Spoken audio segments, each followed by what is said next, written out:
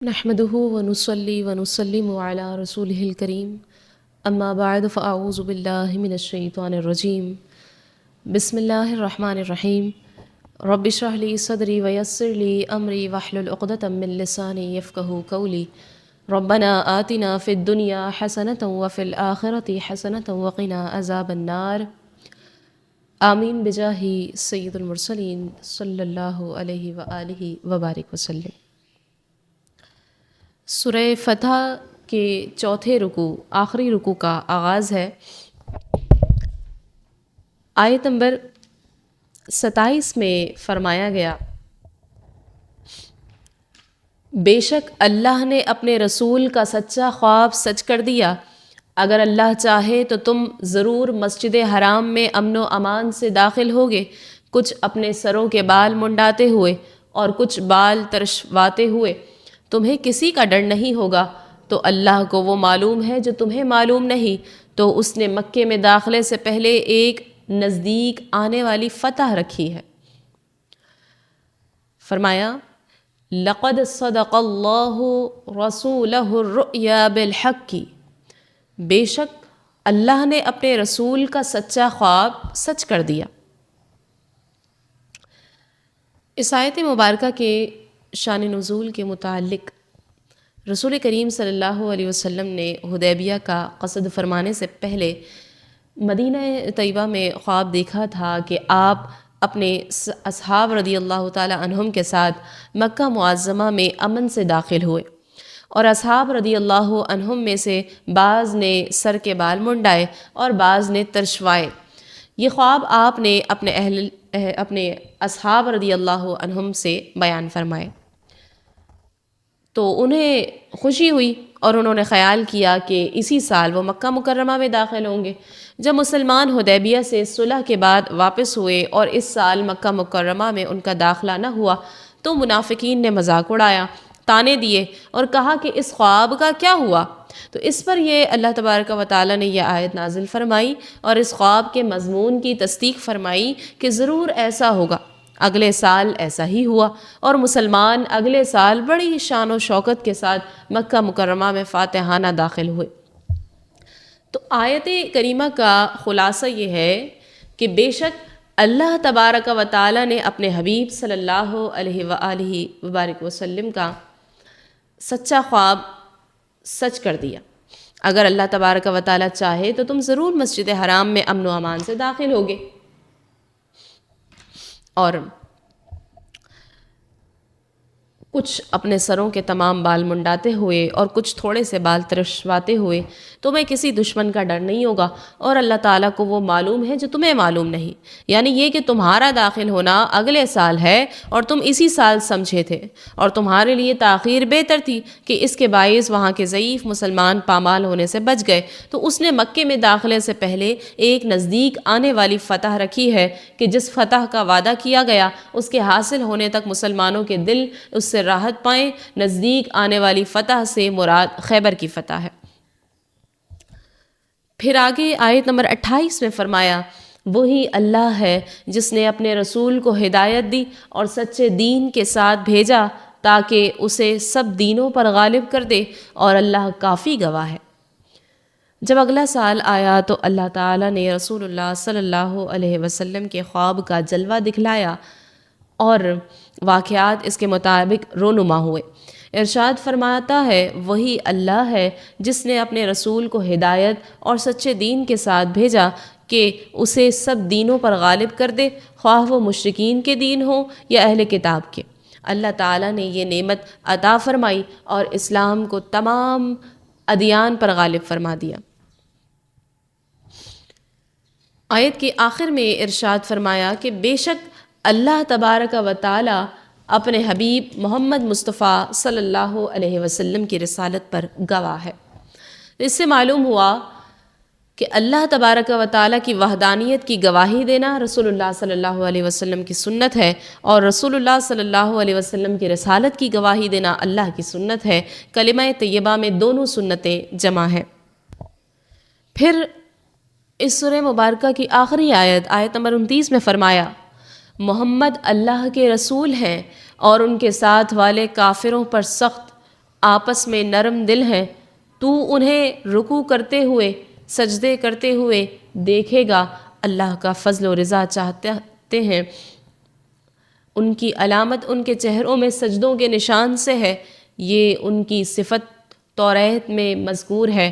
اور ان کی صفت انجیل میں مذکور ہے۔ ان کی صفت ایسے ہے جیسے ایک کھیتی ہو جس نے اپنی باریک سی کونپل نکالی، پھر اسے طاقت دی، پھر وہ موٹی ہو گئی، پھر اپنے تنے پر سیدھی کھڑی ہو گئی، کسانوں کو اچھی لگتی ہے۔ اللہ نے مسلمانوں کی یہ شان اس لیے بڑھائی تاکہ ان سے کافروں کے دل جلائے۔ اللہ نے ان میں سے ایمان والوں اور اچھے کام کرنے والوں سے بخشش اور بڑے ثواب کا وعدہ فرمایا ہے۔ فرمایا محمد الرسول اللہ، محمد اللہ کے رسول ہیں صلی اللہ علیہ وسلم۔ اس سے پہلی آیت کریمہ میں اللہ تبارک و تعالیٰ نے اپنی پہچان کروائی کہ اللہ وہ ہے جس نے اپنے رسول کو ہدایت اور سچے دین کے ساتھ بھیجا،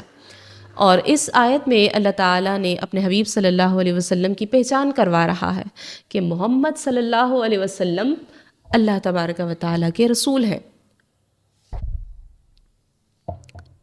مفتی احمد یار خان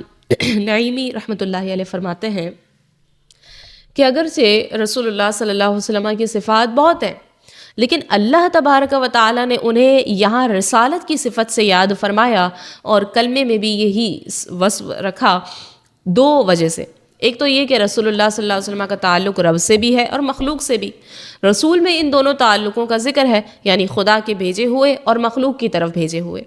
اگرچہ نبی میں بھی یہ بات حاصل ہے، لیکن نبی میں صرف خبر لانا ہے اور رسول میں شریعت و کتاب، خبر، ہدایات اور انعامات سب لانے کی طرف اشارہ ہے۔ دوسرے اس لیے کہ وہ بچھڑوں کو ملانے والے رسول ہی ہوتے ہیں، جیسے ڈاک کا محکمہ کہ اگر یہ نہ ہو تو وہ ملک اور وہ شہر کٹ جائیں۔ اسی طرح خالق و مخلوق میں تعلق پیدا کرنے والے رسول ہی ہیں کہ اگر ان کا واسطہ درمیان میں نہ ہو تو خالق و مخلوق میں کوئی تعلق نہ رہے۔ حضور صلی اللہ علیہ وسلم اللہ کے رسول ہیں کہ اس کی نعمتیں ہم تک پہنچاتے ہیں اور ہمارے رسول ہیں کہ ہماری درخواستیں بارگاہ رب میں پیش فرماتے ہیں اور ہمارے گناہ وہاں پیش کر کے معاف کراتے ہیں۔ جو کہے کہ ہم خود رب تک پہنچ جائیں گے وہ درپردہ حضور صلی اللہ علیہ وسلم کی رسالت کا منکر ہے۔ اگر ہم وہاں خود پہنچ جاتے تو رسول کی کیا ضرورت تھی؟ رب غنی ہو کر بغیر واسطے ہم سے تعلق نہیں رکھتا، تو ہم محتاج اور ضعیف ہو کر واسطے کے بغیر رب تعالیٰ سے تعلق کیسے رکھ سکتے ہیں؟ پھر آیت میں فرمایا گیا والذین معہ اشداء علی الکفار رحماء بینہم۔ آیت کے اس حصے سے اللہ تعالیٰ نے اپنے حبیب صلی اللہ علیہ وسلم کے صحابہ کرام رضی اللہ عنہم کے اوصاف بیان فرما کر ان کی پہچان کروائی ہے۔ فرمایا کہ جو لوگ میرے حبیب صلی اللہ علیہ وسلم کے ساتھ ہیں وہ کافروں پر سخت ہیں اور ایک دوسرے پر مہربان ہیں۔ انسان کی یہ فطرت ہے کہ وہ اپنے محبوب کے دشمنوں سے نفرت کرتا اور ان پر سختی کرتا ہے، اور اس میں بھی جس کی محبت جتنی زیادہ ہو اس کی اپنے محبوب کے دشمن سے نفرت اور سختی بھی اتنی ہی زیادہ ہوتی ہے، اور یہ چیز اس کے عشق و محبت کی علامات میں سے ایک اہم علامت شمار کی جاتی ہے۔ صحابہ کرام رضی اللہ عنہم وہ مبارک ہستیاں ہیں جن کا اللہ تبارک و تعالیٰ اور اس کے رسول صلی اللہ علیہ وسلم سے عشق و محبت بے مثال اور لازوال ہے، اور سید المرسلین صلی اللہ علیہ وسلم کی ذات گرامی انہیں اپنے مال، اولاد، اہل و عیال، حتیٰ کہ اپنی جان سے بھی زیادہ محبوب اور عزیز تھی، اور اسی بے انتہا عشق و محبت کا یہ نتیجہ تھا کہ صحابہ کرام رضی اللہ تعالیٰ عنہم اللہ تعالیٰ اور اس کے رسول صلی اللہ علیہ وسلم کی دشمنوں یعنی کفار سے سخت نفرت کرتے اور ان پر انتہائی سختی فرمایا کرتے تھے، اور ان کے اسی عمل کو اللہ تعالیٰ نے قرآن مجید میں ان کے ایک وصف کے طور پر بیان فرمایا ہے کہ میرے حبیب صلی اللہ علیہ وسلم کے صحابہ کا ایک وصف یہ ہے کہ وہ کافروں پر سخت ہیں۔ عمومی طور پر صحابہ کرام رضی اللہ عنہم ہی کافروں پر سختی فرمایا کرتے تھے، البتہ حضرت عمر فاروق رضی اللہ عنہ اس معاملے میں سب سے زیادہ مشہور تھے، حتیٰ کہ شیطان جیسا بدترین کافر بھی آپ کی سختی سے ڈرتا تھا۔ آپ کی سیرت سے متعلق کچھ ہم واقعات سماعت کر لیتے ہیں۔ غزوہ بدر کے بعد آپ نے یہ رائے پیش کی کہ سارے کافر قیدی قتل کر دیے جائیں، اور آپ کی اس رائے کی تائید میں قرآن مجید کی آیات بھی نازل ہوئیں۔ پھر بشر نامی منافق نے سید المرسلین صلی اللہ علیہ وسلم کا فیصلہ ماننے سے انکار کیا تھا، تو آپ رضی اللہ عنہ نے اسے قتل کر دیا اور فرمایا کہ جو اللہ اور اس کے رسول کے فیصلے سے راضی نہ ہو اس کا میرے پاس یہ فیصلہ ہے۔ اور جب منافقوں کا سردار عبداللہ بن ابی مر گیا تو حضرت عمر رضی اللہ عنہ کی رائے یہ تھی کہ اس کی نماز جنازہ نہ پڑھی جائے اور اس کی قبر پر نہ جایا جائے۔ اس کی تائید میں بھی قرآن مجید کی آیات نازل ہوئی۔ اس سے پہلے اللہ تبارک و تعالیٰ اور اس کے حبیب صلی اللہ علیہ وسلم کے دشمنوں کے ساتھ صحابہ کرام رضی اللہ عنہم کے سلوک کا حال ہم سماعت کر رہے تھے،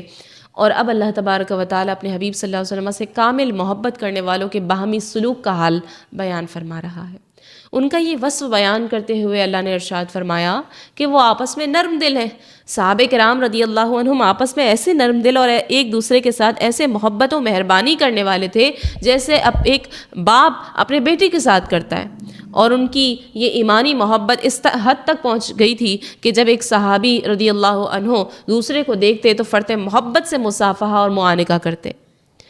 صحابہ کرام رضی اللہ عنہم کی اس سیرت میں دیگر مسلمانوں کے لیے بھی نصیحت ہے کہ ایک مسلمان اپنے مسلمان بھائی سے نفرت نہ کرے اور اس کے ساتھ سختی سے پیش نہ آئے، بلکہ شفقت اور نرمی سے پیش آئے اور اس کے ساتھ مہربانی بھرا سلوک کرے۔